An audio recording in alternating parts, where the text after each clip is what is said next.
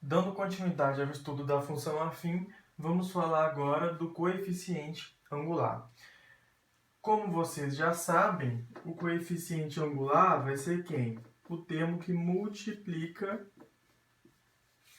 o x, ou seja, o a. Eu falei para vocês que ele está intimamente relacionado com a inclinação da reta, beleza? Pessoal, qual que é a medida de inclinação de uma reta com relação ao gráfico? Essa medida vai ser o ângulo que essa reta faz com o eixo x, beleza? Só que olha só, você olha para essas duas retas e pensa assim, beleza, por onde eu começo? Qual ângulo eu vou analisar? Eu vou analisar esse ângulo aqui ou eu vou analisar esse ângulo aqui? Eu vou analisar esse ângulo aqui ou eu vou analisar esse ângulo aqui? Para você saber o ângulo que a reta faz com o gráfico, o que você tem que fazer? Pensa só, você tem que posicionar uma reta no eixo x, inclinar essa reta no sentido anti-horário, presta atenção, anti-horário. Inclinar essa reta no sentido anti-horário até chegar na reta que você quer. Ou seja, se eu começar no eixo x e vir inclinando no sentido anti-horário, eu vou ter que o ângulo que a função f, nesse caso, faz com o eixo x, vai ser esse ângulo aqui, ângulo alfa. Perceba que aqui eu tenho duas setinhas mostrando que é no sentido anti-horário, beleza?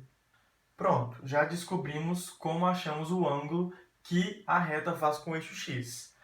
Agora o que a gente precisa saber é qual que é a relação do coeficiente a com esse ângulo. Pessoal, presta muita atenção nisso daqui. O coeficiente a, ele vai ser a tangente do ângulo alfa. Mas calma, não fica nervoso. Por quê? Eu sei que vocês ainda não estudaram trigonometria, mas é muito fácil da gente perceber aqui essa relação. Vamos lá. Gente, suponha que eu tenho esse triângulo retângulo aqui. Vocês vão estudar isso com calma. Só que o que eu quero lembrar vocês nesse momento, como que a gente acha a tangente de um ângulo que tá dentro de um triângulo retângulo? Pessoal, a tangente de um ângulo que está dentro de um triângulo retângulo, a gente pode fazer isso aqui, ó. Por exemplo, eu tenho esse ângulo alfa aqui. Como que eu vou descobrir a tangente desse ângulo? Eu vou pegar o cateto oposto e vou dividir pelo cateto adjacente. Esse aqui vai ser o valor da tangente desse ângulo.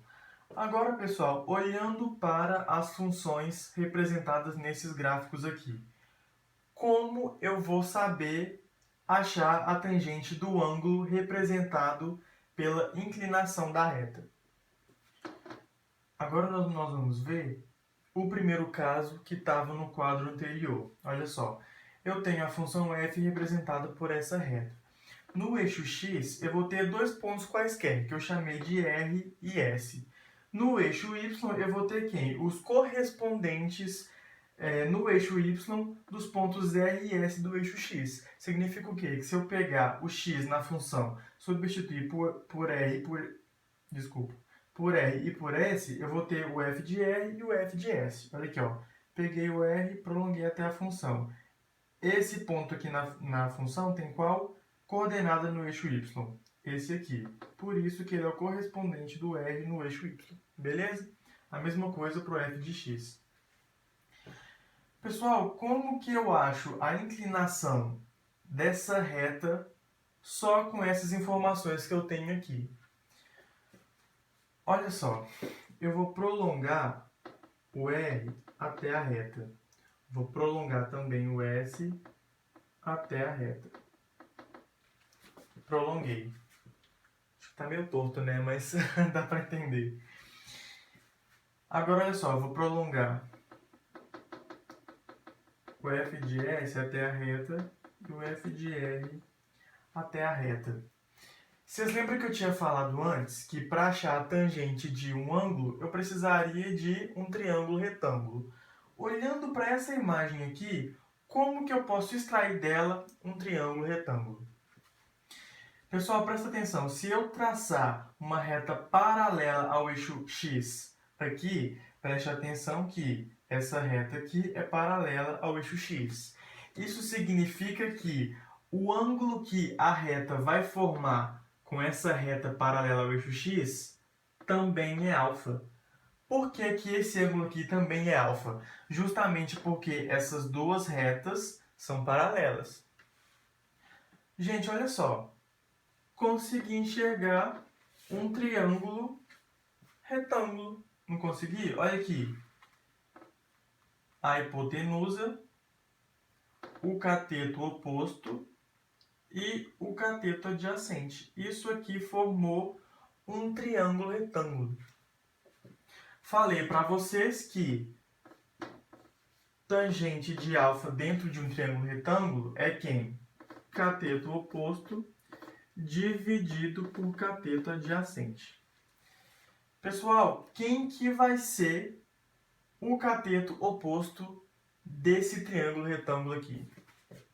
Vai ser justamente quem? O delta y. O que é o delta? O delta representa variação, ou seja, é a variação que eu vou ter no eixo y. Qual que é essa variação? É isso aqui, ó. Certo? Então, isso aqui vai ser igual a delta y. E quem que vai ser o meu cateto adjacente? Não vai ser esse pedaço aqui? Esse pedaço aqui é o meu delta x. O que que é delta x? É a variação que eu tenho no eixo x. Então, olha só. Delta x, beleza?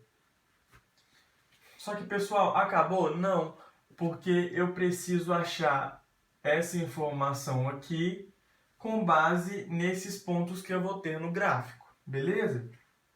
Aí, olha só. Meu delta y. Quem que vai ser meu delta y? Eu não falei que o delta y é a variação no eixo y? Como que eu acho essa variação? Eu vou pegar um ponto e vou subtrair do outro. Por quê? Olha só. Isso aqui seria f de S menos f de R. Por quê? F de S não é esse tamanho aqui todo? Não é? O f de R não é esse tamanho aqui? Se eu pegar esse tamanho grandão e subtrair esse tamanho pequenininho, quem que vai sobrar? O que vai sobrar vai ser justamente isso daqui, ó, que é a variação no eixo y. Beleza? E agora eu preciso achar o meu delta x. O delta x, o raciocínio vai ser o mesmo do delta y. Lembrando que em cima eu não comecei por f de S, então embaixo eu tenho que começar por S. Beleza? Então olha só, vai ser S menos R. Por quê? O meu S não vai ser esse pedaço todo aqui, ó. O meu S representa essa distância aqui, ó, do ponto 0 até o S. O meu R representa quem? A distância do 0 até o ponto R. Se eu pegar o S e subtrair o R, vai sobrar quem? Vai sobrar isso daqui, ó. Que é justamente a variação que eu vou ter no eixo X. Por isso que, para saber a inclinação da reta de um gráfico, eu preciso fazer essa conta aqui. Beleza, pessoal? Bora fazer exemplo agora? Vamos lá, letra A. Tenho a função f representada por essa reta. Quero encontrar o coeficiente angular dessa reta aqui. Pessoal, o que eu tenho que fazer para achar o coeficiente angular? Eu tenho que achar a inclinação da reta, beleza? Como que eu vou achar a inclinação da reta? Olha só. O meu A, que é o meu coeficiente angular, vai ser quem? Eu disse que o A, ele vai ser a variação no eixo Y dividido pela variação no eixo x. Não vai? Quem que vai ser a minha variação no eixo y? Olha só, eu tenho o ponto 2 no eixo x, esse ponto tem um f de x igual a 1. E agora eu tenho 4 no eixo x, e o meu f de x, quando x é igual a 4, vale 5. Então, para achar a variação que eu vou ter no eixo y, é só eu pegar quem? O 5 e subtrair 1. 5 menos 1, não é? Por quê? Eu começo no 1 e vou até o 5. Para saber esse tamanho aqui, ó, basta pegar o 5 e subtrair 1. Agora, variação no eixo x. Só que eu tenho que ficar atento a uma coisa. Eu não comecei pelo 5? Qual que é o correspondente do 5 no eixo x? Olha aqui. Vou prolongar. Não é o 4? Então, eu começo pelo 4. 4 menos quem? Menos 2. 5 menos 1 vai ser 4. 4 menos 2? 2. Isso significa que o meu coeficiente angular vai ser igual a 2. Beleza? Perceba que o coeficiente angular nesse caso foi positivo. Guarda essa informação porque daqui a pouco a gente vai falar sobre isso. Letra B agora, galera. Quero descobrir o coeficiente angular dessa função aqui. As informações que eu tenho estão dadas no gráfico. Como eu já disse anteriormente, coeficiente angular vai ser variação no eixo y dividido por variação no eixo x. Beleza? Quem que vai ser a minha variação no eixo y? Vai ser o 3 menos 2.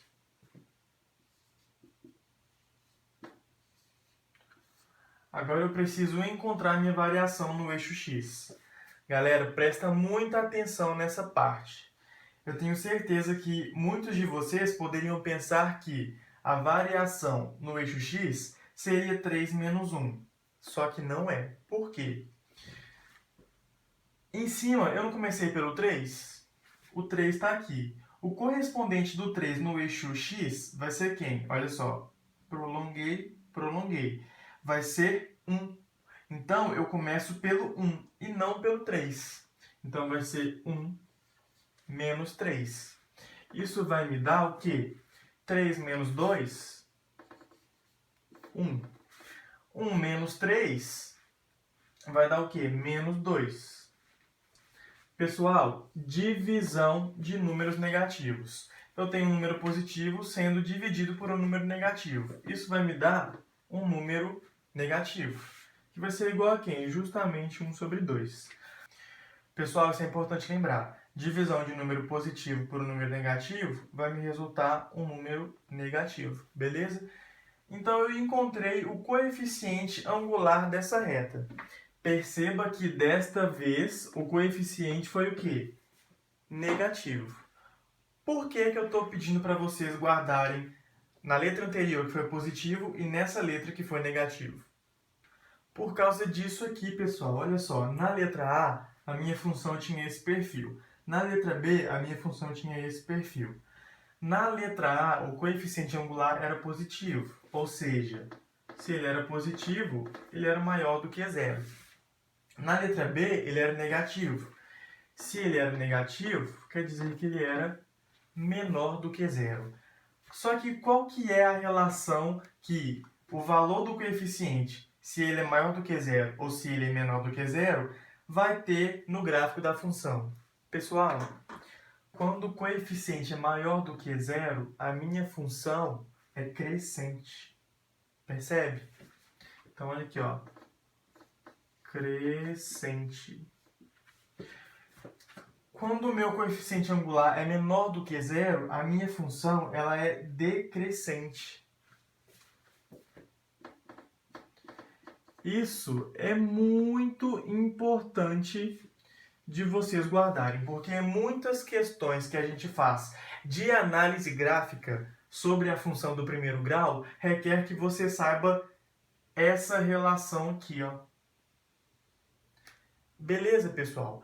Se você ainda tem dúvidas sobre o que é uma função crescente e uma função decrescente, isso está bem explicado nas aulas que eu gravei anteriormente sobre a introdução de função.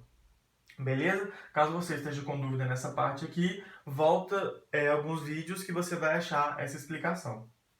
Então é isso, galera. Preciso muito que vocês saibam essa relação aqui. Essa relação é a principal informação que você precisa saber sobre o coeficiente angular de uma função do primeiro grau. Para concluirmos essa parte de coeficientes, falta falarmos do coeficiente linear. O coeficiente linear, como eu já disse anteriormente, é o b. É o coeficiente que não multiplica o x. Pessoal, qual que é a representação gráfica do coeficiente linear? O coeficiente linear, ele vai ser o ponto do eixo y onde o gráfico passa. Então, se você tem uma reta e você sabe qual que é o ponto do eixo y onde essa reta vai passar, pronto, você já descobriu o coeficiente linear. Olha esse caso aqui. Eu tenho uma reta e o ponto do eixo y no qual essa reta passa é o 4. Isso significa que o coeficiente linear dessa função é o 4. Pessoal, por que o coeficiente linear ele é o ponto do eixo y onde o gráfico passa? Qual que é a característica em comum de todos os pontos do eixo y? Qual que é? Essa característica em comum é que a coordenada x de todos esses pontos vale 0, não é? Então, beleza, se eu pegar x igual a 0 e substituir na função, eu vou ter quem? F de 0, não vou? Então, eu pego o coeficiente a, multiplico por 0, porque eu estou substituindo o x por 0. E sobra o coeficiente linear. Qualquer coisa multiplicada por 0 é 0. Ou seja, o f de 0 é igual a b. Galera, presta atenção nisso aqui. O que isso quer dizer? O meu coeficiente linear vai ser igual ao ponto da função onde a coordenada x é igual a 0. Qual que é o ponto da minha função em que a coordenada x é igual a 0? Justamente o ponto onde essa função corta o eixo y. Beleza?